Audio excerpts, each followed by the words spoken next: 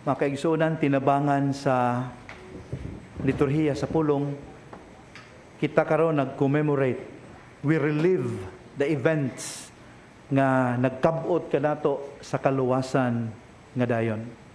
Busa mangutana ta, unsa may gipadayag sa kamatayon sa atong Ginoo? What did it reveal?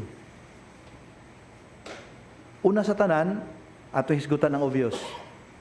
Number 1, ang Ginoo namatay tungod kay naay nagbudhi kaniya. Unya ang iyang mga tinun-an, mitalikod kaniya. Imbis mag-people power sila to protect Him, nanagan, nanago, naniguro sa kaugalingon. Ikaduha, nga obvious kaayo nga gipadayag sa pasyon sa atong Ginoo. Ang Ginoo, nahiagom sa iyang nahiaguman nga makauulaw ug mapintas ng kamatayon, tungod kay ang iyang mga pulong ug ang iyang mga buhat, nakasakit sa daghang anaa sa gahom ug pangatungdanan. Nahalangan ang the powers that be. Nga tungod ni ana, naglaraw sila ug milampos gayod sa paglikida kaniya. Another obvious nga kamatuoran na gipadayag sa ato ang pagpamalandong nining pasyon sa ato ang Ginoo, mao kini. Ang atong Ginoo namatay tungod kay niadtong panahon na ang katilingban giharian sa inhustisya. Kay imagine nyo, ang mga sumbong bato kaniya, tinumo-tumo, made up. Unya daghang bakak ang ilang gipasaka bato kaniya. So kana mo'y tataw kaayo, nga mo'y hinungdan, nga namatay ang Ginoo. Pero nalantay warning gamay, dili ta kutubra diha. Kay kung kutubra ta diha mga kaigsuonan, magtuo ta nga ang Ginoo is a passive victim. Nagpatara lang, biktima sa sitwasyon, maingon tangpo nga. No, dili na mao.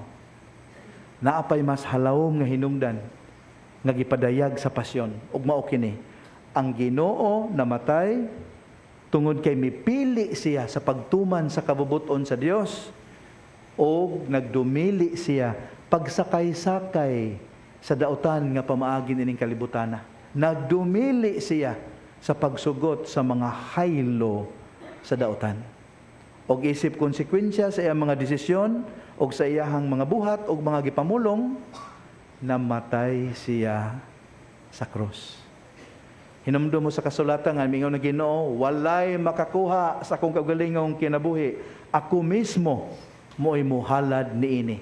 Pamalandungin ninyo makikisunan na sa Gospel of John chapter 10 verse 18. John 10:18. Makikisunan unsay leksyon nga ato ang makatunan niining atong pamalandong karon sa pasyon sa atong Ginoo.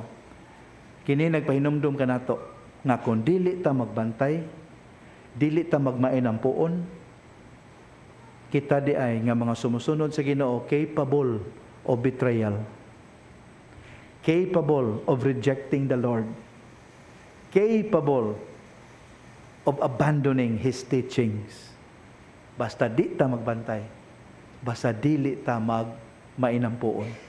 Busa ini kalawat nato few moments from now, atong usbon og gamay ang ampo sa Ginoo ngadto sa iyang amahan. Ug atong ingnon, amahan, pasayloa kami kay nasayod gyud mi sa among gipangbuhat. Amen.